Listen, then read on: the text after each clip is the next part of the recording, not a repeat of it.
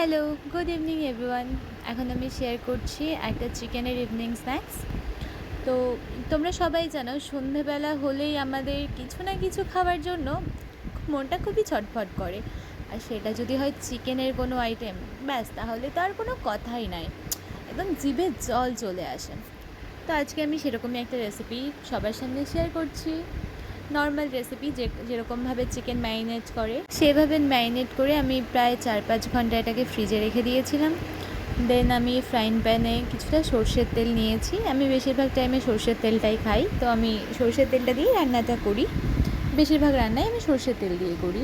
তো প্রথমে তেলটা কিছুক্ষণ গরম করে নেওয়ার পর আমি চিকেনগুলোকে ফ্রাই হতে দিয়েছি, আর তার সঙ্গে দিয়েছি ক্যাপসিকামগুলো।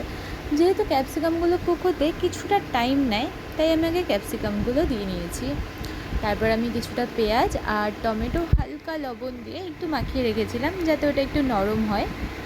দেন আমি একটা সস বানিয়েছি লঙ্কার আচার আর টক দই, আর তার সঙ্গে একটুখানি সয়া সস আর টমেটো সস মিশিয়ে। তো ওইটাকে ভালো করে ফেটিয়ে নিয়ে আমি এই মানে হালকা একটু যাতে গ্রেভি হয় সেই জন্য চিকেনটার মধ্যে দিয়ে দিয়েছি। এবার এটাকে কিছুক্ষণ আমি কুক হওয়ার জন্য ছেড়ে দেবো। পরিমাণ মতো লবণটা একবার চেক করে দিয়ে নিয়েছি, একটু হালকা সামান্য চিনি অ্যাড করেছি। এবার এটাকে আমি কিছুক্ষণ কুক হওয়ার জন্য ছেড়ে দিয়েছি। আর তোমরা দেখতেই পাচ্ছ এটা হতে বেশি টাইম লাগে না, খুব জোর 10 থেকে 15 মিনিটের মধ্যে রান্নাটা হয়ে যায়। আর সন্ধ্যেবেলায় খাওয়ার জন্য দারুণ একটা খাবার এটা।